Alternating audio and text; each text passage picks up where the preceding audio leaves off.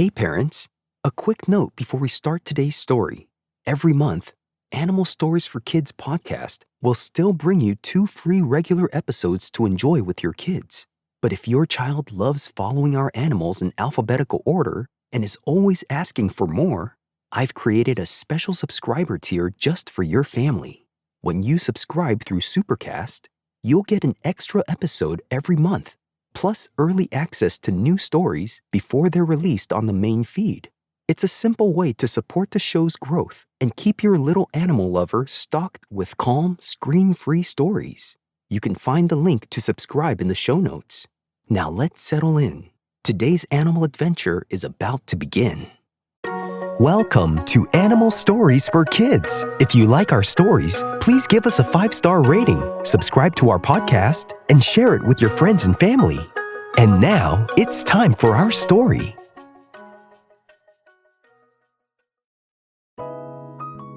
Once upon a time, there was a Belgian canary named Camille. Camille the Belgian canary lived in a home in a large bird cage in a house by a hillside where she would sing and live safely without a care as her owner let her fly around the house and even sometimes perch on a windowsill as she looked out into the world. Camille woke before the light reached the high window. The air still held the quiet of night, but her chest was already full of sound, waiting to be let out. She shifted on her perch, toes curling around the smooth wood, and listened. Nothing answered yet. No other birds, no rustle of movement, just her own breath and the soft creak of the cage. That made her hesitate. She had a voice that could fill the room, and on most mornings, it came spilling out of her before she even thought about it. But today, she stayed still, beak closed, as if the song might be too big, as if it might take up too much space. "Maybe later," she murmured to herself, though no one had asked. A thin line of light slid along the walls, and with it came the first distant chirps from outside. Sparrows, quick and busy. Camille the Belgian canary tilted her head. They never seemed to wonder if their songs were too much. They just sang. She took a breath and let a few notes slip out. Soft, testing. They hung in the air like little threads. No one objected. No one fled. Encouraged, she added a few more, shaping them, stretching them, letting them rise and fall. Soon, the room felt less empty, and she felt less alone inside it. "That's better," she said, puffing her feathers slightly. As the light grew, so did her confidence. Her song became fuller, rolling from one phrase into the next. It wasn't just sound. It was movement, a kind of flying without leaving the perch. She hopped to another branch, then another, keeping the rhythm going. Her body seemed to know what to do before her thoughts could catch up. A flutter at the window interrupted her. Camille paused mid-note. Outside, a pigeon landed on the sill with a heavy thump, bobbing its head as it looked in. "You're loud," the pigeon said, not unkindly. Camille the Belgian canary blinked and asked, "Is that bad?" The pigeon shrugged, which looked like a whole body wobble. "It's noticeable," it said. That didn't help. Camille the Belgian canary felt her chest tighten. The song that had felt so natural a moment ago now seemed like something she had to keep track of carefully, like balancing on a thin perch. "I can be quieter," she said quickly. The pigeon tilted its head, watching her, and asked, "Why?" "I don't want to be too much," she said. The pigeon didn't answer right away. It pecked at something on the windowsill, then looked back. "The world is already full of quiet things," it said. "If you're loud, you're loud." Before Camille could respond, the pigeon pushed off and was gone, leaving a small whirl of dust behind. Camille the Belgian Canary stared at the empty window. The room felt bigger again, but not in a comforting way. She tried to return to her song, but it came out uneven. A note slipped. Another cut short. "See?" she muttered. "Too much." She hopped down to the lower perch, then to the floor of the cage, where scattered seeds waited. Eating helped her. It gave her something simple to do. Peck, crack, swallow, repeat. As she worked through the seeds, she noticed a small shadow moving near the edge of the room. A mouse, cautious and quick, nose moving along the wall. Camille froze. The mouse paused too, whiskers twitching. "Hello," Camille the Belgian Canary said softly. The mouse considered this, then inched closer and said, "Hello." They watched each other for a moment. Camille the Belgian Canary felt a strange mix of curiosity and worry. The mouse was small, but it was also unknown, and unknown things could be trouble. "You sing," the mouse said. "I try to," Camille the Belgian Canary replied. "Why do you stop?" the mouse asked. Camille shifted her weight and said, "I thought maybe it was bothering someone." The mouse looked around the room, then back at her. "It helped me find my way," it said simply. That landed somewhere deep inside Camille, though she wasn't sure what to do with it yet. "I get lost sometimes," the mouse continued. "Everything looks the same down here, but your sound, it's like a path." Camille the Belgian Canary glanced at the perches above her, then at the window. She had never thought of her song as something that could guide anyone. "I didn't know," she said. The mouse gave a small nod and said, "Most animals don't know what they're doing for others." That felt both comforting and confusing. The mouse moved on, disappearing into a narrow gap. Camille the Belgian Canary stayed where she was, the quiet pressing in again. But now, it felt different. Not empty, exactly, just waiting.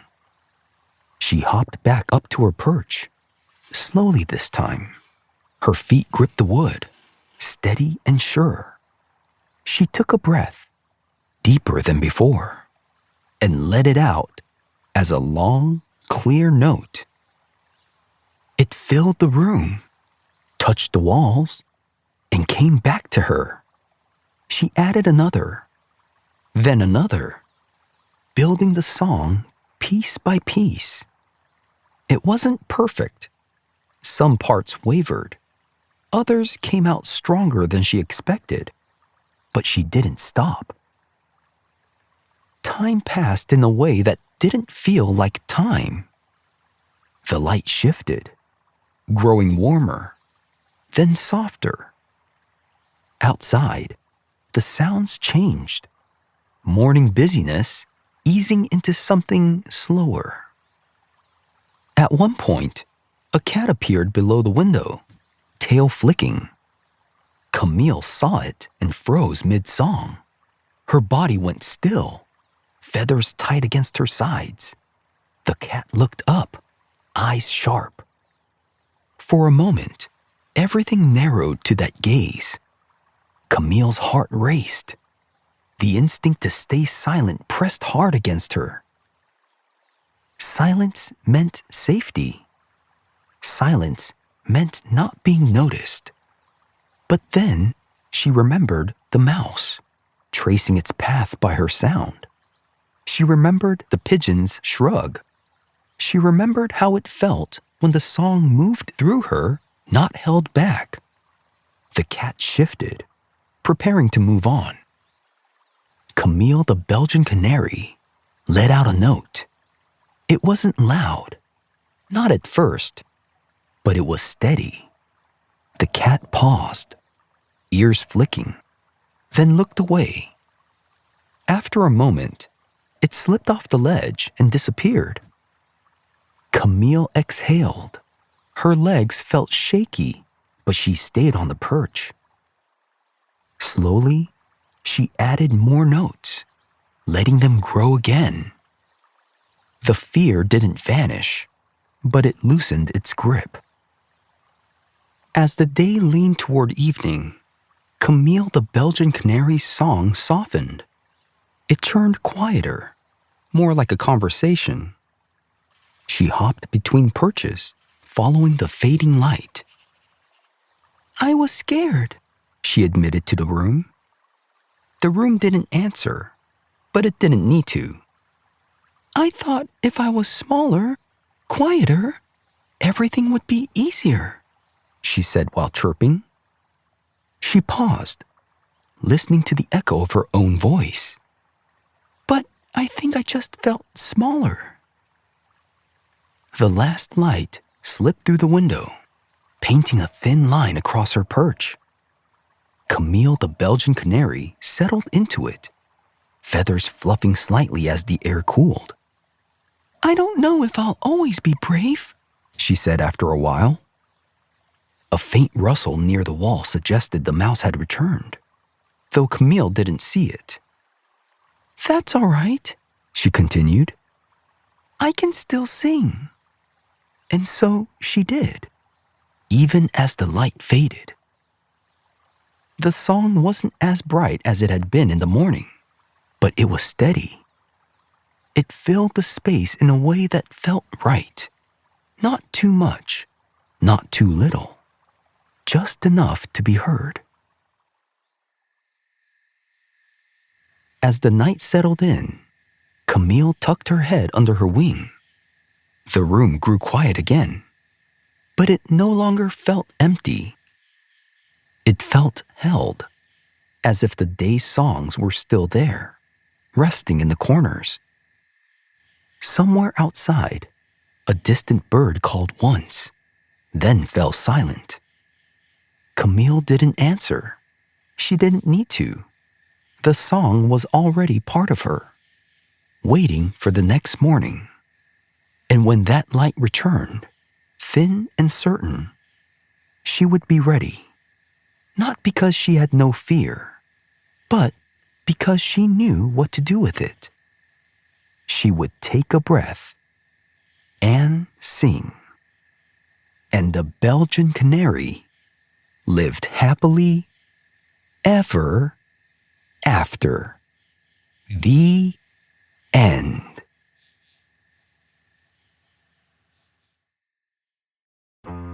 Belgian Canaries are a special breed of domestic canaries raised mostly for their unusual body shape and posture.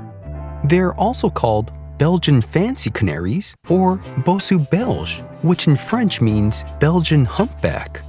Belgian Canaries are one of the oldest posture canary breeds in the world. A posture canary is a canary bred for the way it stands and poses instead of mainly for its singing. These birds became famous in Europe hundreds of years ago. Long ago, people even called them the king of the fancy. Belgian Canaries helped create other fancy canary breeds, including the Yorkshire and Scotch fancy canaries. They came from the older Dutch canary lines during the 1700s. Belgian Canaries are domestic birds, meaning humans bred them over many generations. All domestic canaries originally came from the wild canary species. The wild canary's scientific name is Cerinus canaria. Belgian canaries usually have long bodies, long necks, slim shapes, narrow tails, and tall shoulders. Their shoulders rise high above their heads, making them look hunched. When excited or showing off, they stretch their necks forward and point their heads downward. Their body posture can look strange or funny compared to normal canaries. Belgian canaries often stand very upright on long legs. Their wings are usually held tightly against their body. They are known for having a nervous and energetic personality. Belgian canaries were bred more for appearance than singing ability. Even though they are not mainly songbirds, many still chirp and sing. Like most canaries, males usually sing more than females. Canaries belong to the finch family of birds. Most canaries are small birds, about 5 to 6 inches long. Belgian canaries are usually larger and longer looking than regular pet canaries. They can come in different colors, including yellow, white, green, or mixed colors. Breeders often enter Belgian canaries into bird competitions and shows. Belgian canaries need roomy cages because of their long bodies and active movements. Like other canaries, they enjoy perches, bathing dishes, seeds, leafy greens, and fresh water. Canaries molt, which means they lose old feathers and grow new ones. During molting, birds may look fluffy and leave feathers around the cage. Belgian canaries are usually kept indoors where the temperature is steady. Like many pet birds, they need daily care and attention. A pet canary may live around 10 to 15 years, and some live even longer with excellent care. Some breeders today are trying to preserve old Belgian canary bloodlines because the breed became less common over time. Belgian canaries helped inspire many modern fancy canary breeds seen today. Belgian canaries are admired because they look elegant and dramatic when posing. Belgian canaries are famous for making a shape sometimes compared to the number 7 when viewed from the side. Their curved back and lowered head are considered the most important features in bird shows. The breed nearly disappeared in the late 1800s because of disease outbreaks and wars in Europe. Some historians believe Belgian canaries were especially affected by bird diseases during the 19th century poultry epidemics. Breeders later rebuilt the breed using surviving birds and related canary breeds. Some Belgian canaries can become shy or nervous if startled suddenly. During the 1800s, Belgian canaries were considered one of the most valuable canary breeds in Europe. A Belgian canary's tail is usually narrow and held close to the perch line rather than sticking upward. Young Belgian canaries may not show their full posture until they mature. Even though Belgian canaries are fancy birds, they can still fly well if given enough space. Not all Belgian canaries look the same. There are 2 famous kinds that come from Belgium. The first is the Bossu Belge. This is the one with the special posture. The second famous Belgian canary is completely different. It's called the waterslogger or Malinois. This one is a song specialist. Instead of being bred for a fancy shape, it is bred for an amazing voice that sounds like bubbling water, dripping drops, and little rolling streams. These look more like regular yellow canaries, with no big hump at all. So when someone says Belgian canary, they might mean the tall, high-shouldered showbird or the water song singer. 2 different birds, both from Belgium, both special in their own way. Have you seen a real-life Belgian canary before? If you have, where did you see it? Thanks for listening to Animal Stories for Kids. If you like our stories, please give us a 5-star rating, subscribe to our podcast, and share it with your friends and family. Until next time, bye! If your child loves imaginative stories, I'd love to share my picture book, What Else Should I Eat? It's about a girl who's hungry and goes on a whimsical journey through a magical land of food, trying different kinds of food and exploring how they look, taste, feel, and smell.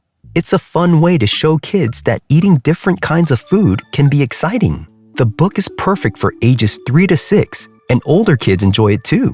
You can find What Else Should I Eat on Amazon and other online bookstores. Find all the details in the show notes.